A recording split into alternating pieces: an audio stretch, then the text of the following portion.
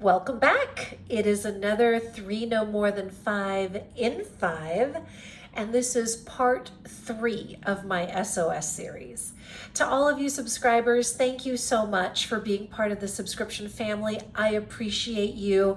I hope that these videos and tips and blog posts are helping you think about what you do, prompting perhaps some creativity and allowing you to apply some of these tips and tricks in your day-to-day activity. But back to SOS. So the SOS call went out because Laura had a challenge and she needed to find a way to work through it. In the second installment, Executing the SOS, I provided Laura with a framework, a plan to help her get through this challenge. And in this third installment, this is Team SOS.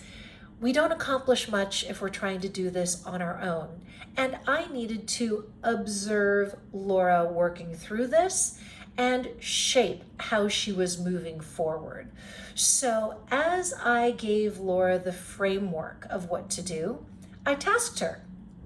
Go out there and bring the talent acquisition and manager teams together. Drive that, facilitate that, and get them speaking the same language. To her credit, Laura also engaged the directors. These are the supervisors of the hiring managers. And as senior leadership, the directors got so excited about the plan that they actually set down a countdown clock so that we could keep track of how we were progressing and to motivate the hiring managers to keep on that efficiency track. Prior to this being put in place, we were averaging 140 to 170 days of cycle time.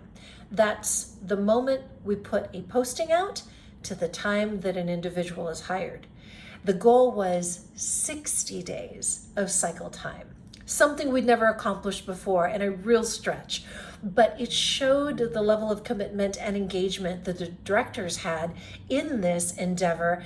And Laura, to her credit again, made sure that the VP of our cyber team understood what we were doing, knew what the roles were, and was also engaged in the process. So through all of this, Laura and I would have one-on-one calls, and I would observe from afar how things were going. Initially, there was pushback from some of the managers, but because Laura had the buy-in of her directors, she was able to leverage them and get them to crack the whip sometimes and get some of these managers back on the team.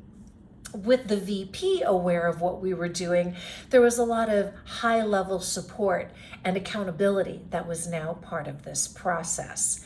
So with everyone coming together, talent acquisition, hiring managers, directors, and even the vice president of this organization, Laura was able to bring the team both to a level of engagement and execution that landed us at a window of, I think it was 70 days of cycle time. Didn't quite hit the 60-day mark, but a huge improvement from where we were before. I wanted to make sure that Laura had a framework that she could adapt.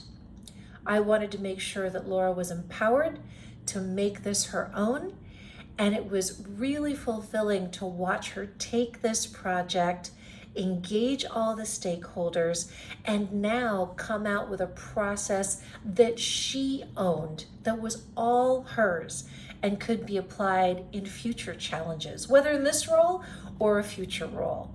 So I hope that through this SOS series, you've had a chance to think about how can you show, observe, and shape, or perhaps ask your manager or leader to do the same with you. All of this with the intent of making you and the organization better. So again, thank you for being part of the subscription family. I hope this was helpful. I'd love your feedback. And until next time, cheers.